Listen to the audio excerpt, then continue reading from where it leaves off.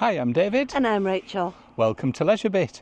And today we're coming to you from Queensberry Bay, which is at Powfoot, not too far from Annan, on the Solway coast in Scotland. Let's go and check it out. LeisureBit is the way to go with David, Rachel and Roxy. Let's hit the road and explore.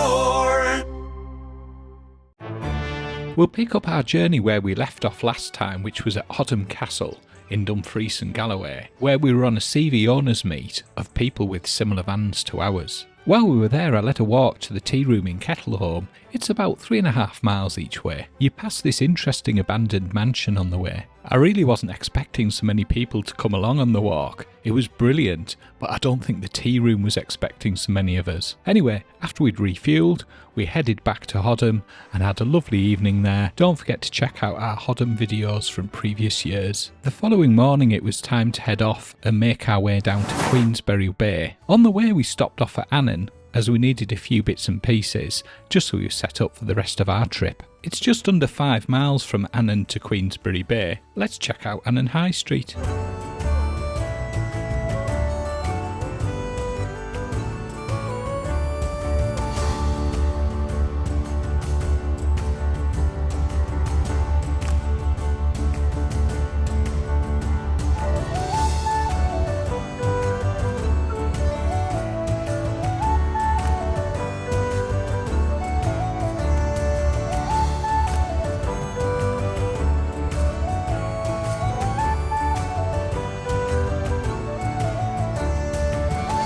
We stopped off at Tesco's. We needed a few bits and pieces for our trip.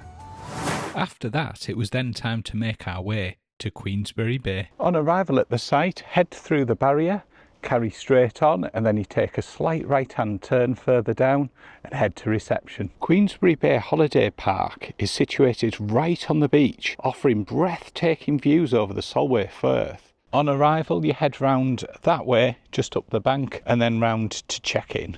Here we are at Queensberry Bay, one of our favourite sites from years ago. We're on pitch number 1, which is a shoreside pitch. A bit of a look around the pitch. 16 amp electrical hookup there. There's also a tap on the pitch. Look at that for a look out. Isn't that fantastic? You can see Rachel over there on the sands with Roxy. Behind the van across the Solway Firth, we've actually got the Lake District Fells. I can see Skiddaw there, but we've got the Northern Lakeland Fells. And also in front of that is Anthorn transmission masts. We've got the facilities block for touring in this building. The touring facilities are a lodge which has been converted into spaces for the touring facilities. There's a laundrette and washroom and the ladies and gents toilets. To get to them, there are both steps and a ramp for accessibility. It's extremely cosy and warm in here. Let's take a look. There's a laundry and washroom.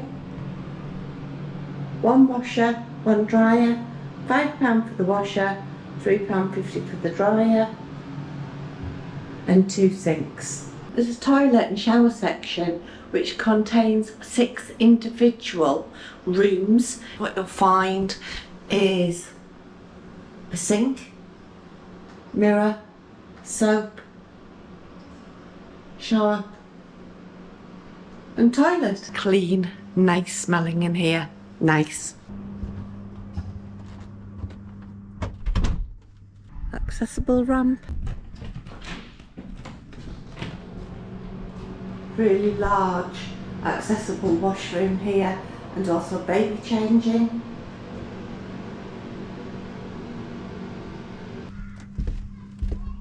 And we have the gents' toilets. We've got the second touring area.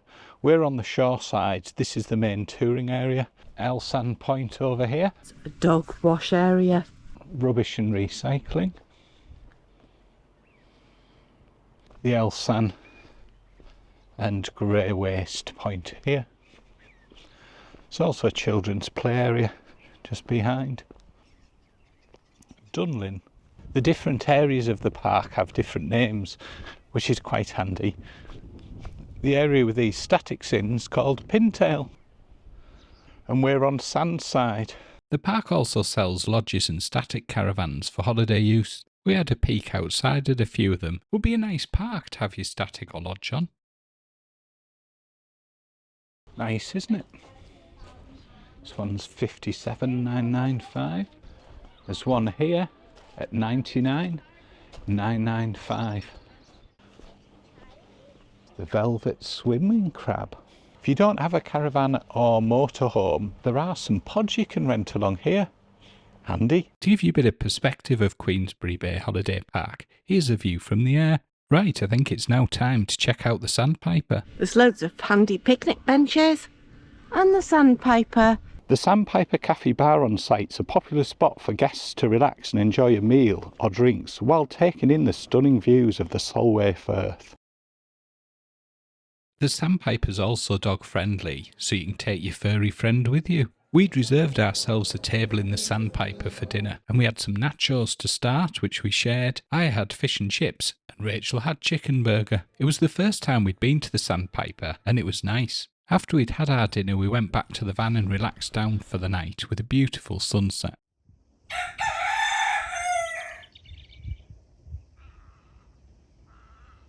Just along from the van is a little path that leads you to the beach.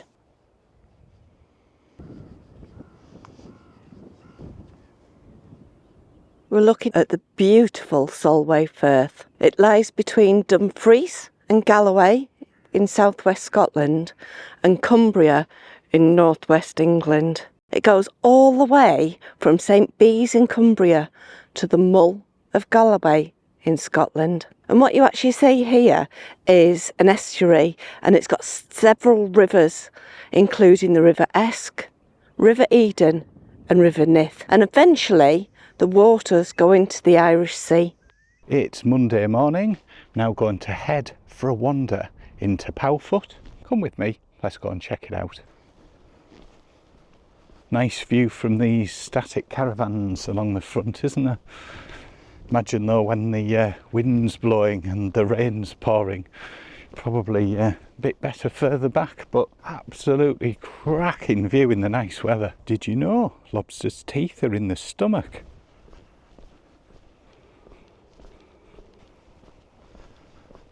Did you know cuttlefish have not one, not two, but 3 hearts? The Solway Firth is the 3rd largest estuary in the UK. It stretches from Dumfries and Galloway in Scotland to Cumbria in England. It's a special area of conservation. Last time we were here, this car park had height barriers. They've been taken away now. It does look like people have been spinning around there, look. And there is a motorhome in there at the moment. It's a handy car park if you just want to pop down and visit the area if you're not staying over.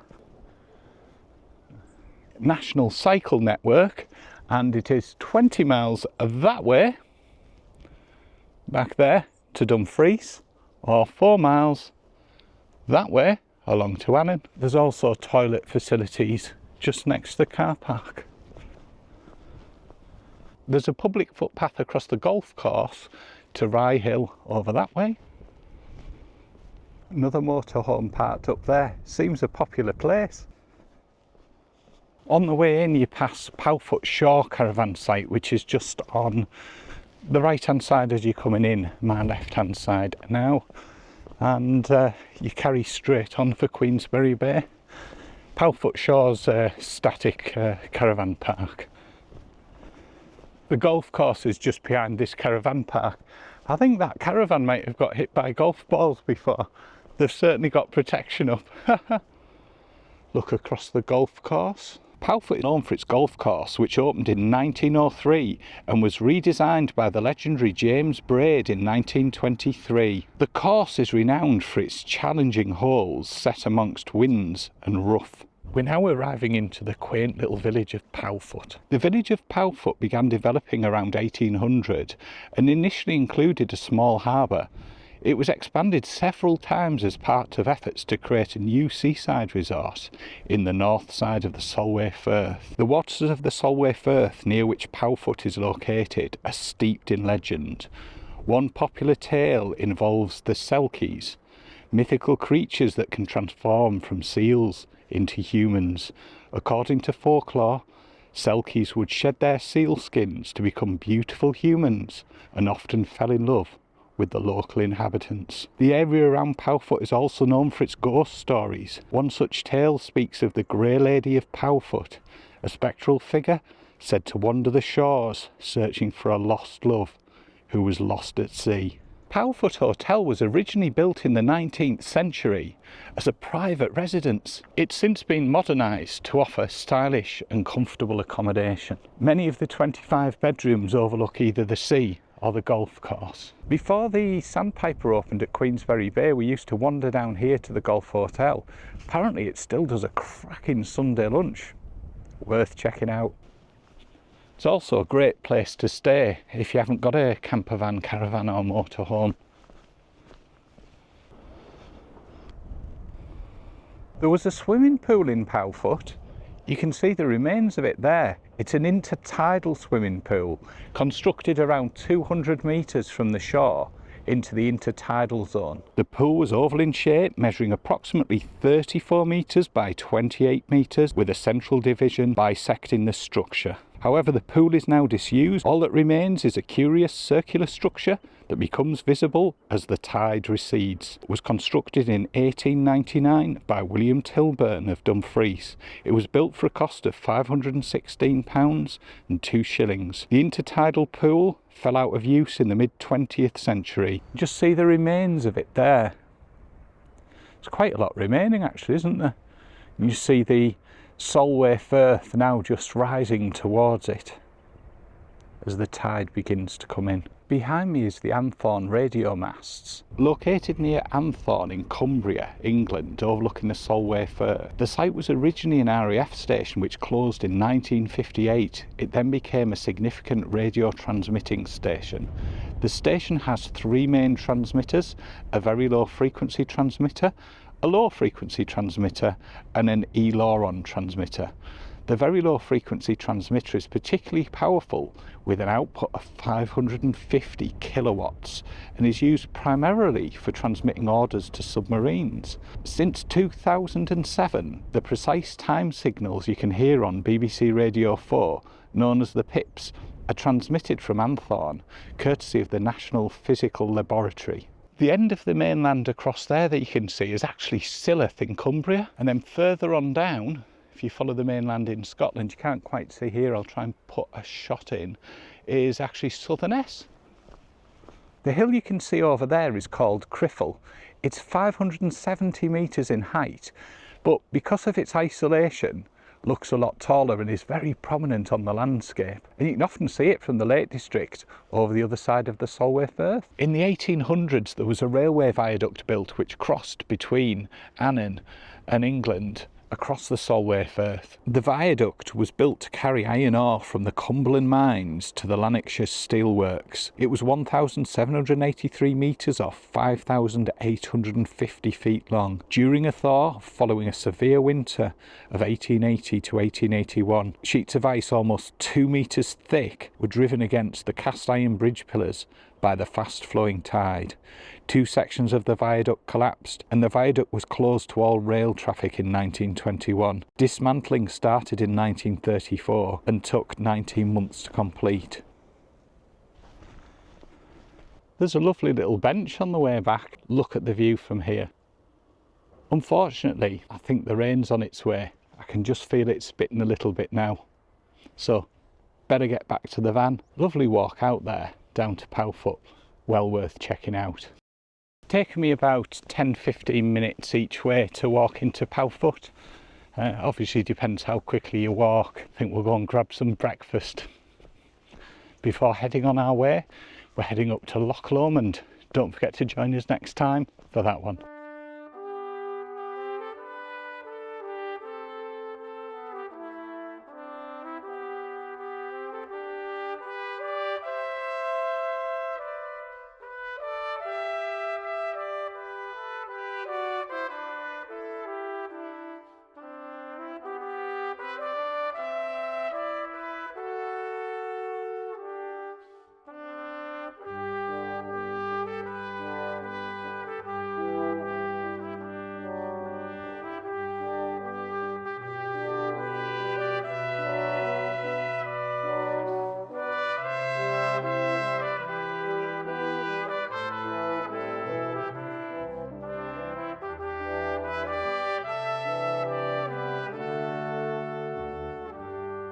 So Rachel, what have you thought of Queensberry Bay? This was of course our favourite site when we had the motorhome, especially on the west coast. How's it lived up? I was worried I wasn't going to be as happy as I was before. It exceeded expectations. Roxy in fact woke us up early this morning to go on the beach. It was pitch black. We didn't go on the beach at that time. Facilities, superb. The restaurant, cafe, bar, brilliant, great service, wonderful views. You'd think you were abroad. Facility block, brilliant. Views to die for. Can't fault it. And the price, when we booked it, was only £22. Bargain. What have you thought? Yeah, it's a lovely site and it hasn't disappointed again. I absolutely love the views out the back window here across the Solway. You can see across to Silloth, over to Anthorn and the Lake District Fells in the background. Absolutely brilliant. Not been too bad a weather either. It's just starting to spit on a little bit now, but we're heading off on our next leg of the trip up to Loch Lomond. So join us next time for that one. But all in all, a fantastic site. Worth noting, the price Rachel mentioned does vary considerably. It's kind of demand-based pricing, I understand, but absolutely cracking site. The shoreside pitches are brilliant, but the other touring area is very nice too. And also worth noting, when you check in, we got a voucher, so we got 2 main meals in the restaurant for £20, and on the day of your departure, you have a meal of 2 traditional breakfasts for £10. Worth checking it out. Yes, indeed. And we're going to check the breakfast out before we leave. Handy. Thank you for watching. Hope you've enjoyed it. And we will catch you for the next bit. Bye.